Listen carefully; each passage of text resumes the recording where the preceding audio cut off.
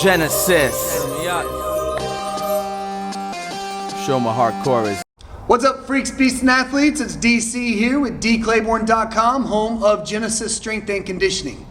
One of the biggest questions I always get, especially as I get more experience and continue doing this with the athletes and clients and talking to you guys year in and year out, is, everybody kind of says, David, if you would have known one of those old things, if you knew what you know now back then, what would you do differently, in your training to kind of get you results quicker, to avoid the frustration and the pain and, the waste of money and just waste of time.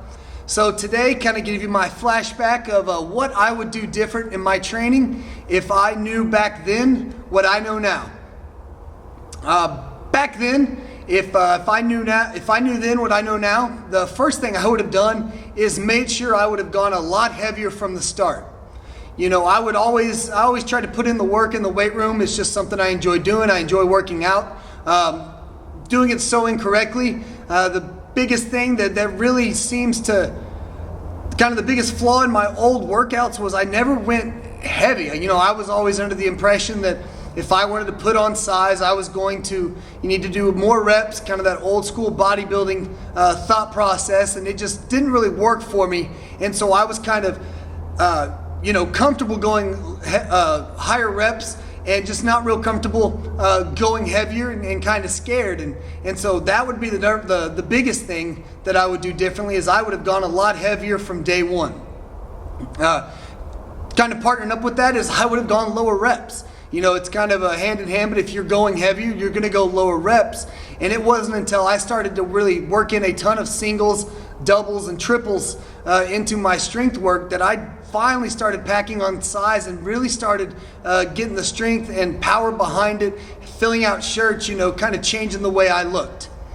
The third thing that I would do differently that, frustrates me more than probably any of this is I would have constantly hammered my mobility. I'm 31 years old right now, and being able to just now start getting back to where I should have been and never lost in terms of squat movements, ankle, knee, hip mobility, kind of breaking all those bad patterns and all that time I spent at a desk, at school, doing work, and not even knowing about mobility. I would go back and make sure I hammer something every single day. I used to be the other one, as I didn't know that my mobility was bad because I didn't squat correctly. I would just, if it didn't feel right, I would just keep widening my feet out instead of focusing on the issue because I just didn't know. So focusing on bringing my mobility back, hammering it every day is probably the most frustrating thing that I wish I would have done from day one.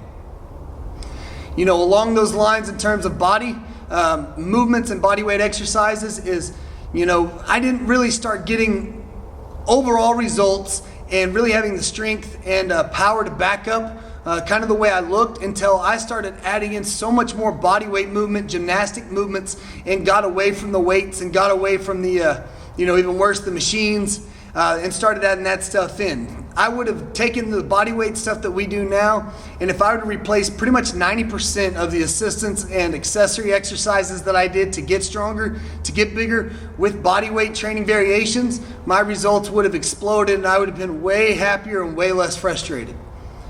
And then really the final thing that, if I could have done differently in my training back from when I started in high school was, I was just always wanting to get bigger. That's how I started off. I was 150 pounds coming out of high school, 155, I believe, somewhere around there.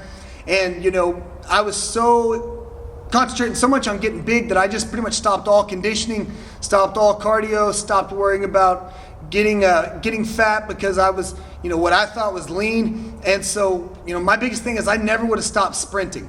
Back when I was doing sprints in high school, I may have been skinny, but I was lean, and felt great and recovered. And I didn't really put two and two together that, you know, I didn't recover as well, and my workouts got harder because I stopped doing the conditioning, and my muscles just weren't ready for that consistent beating, and they didn't know how to recover. You know, I was getting chunkier. So, you know, really never stop sprinting in distances of 40 yards to 100 yards to, you know, 400 meters. Was about the max I would go, but, you know, I would make sure that I was doing some type of sprint work 2 to 3 times a week if, you know, if I had it to do all over again. So there's kind of the 5 things that I would have done differently in my training if I knew back then what I know now. So if you're not doing those 5 things, you know, definitely add that in. That'll save you a ton of frustration, a ton of pain, and pretty much get you a ton, or, you know, get you a lot better results and let you be happier with your training and what's going on.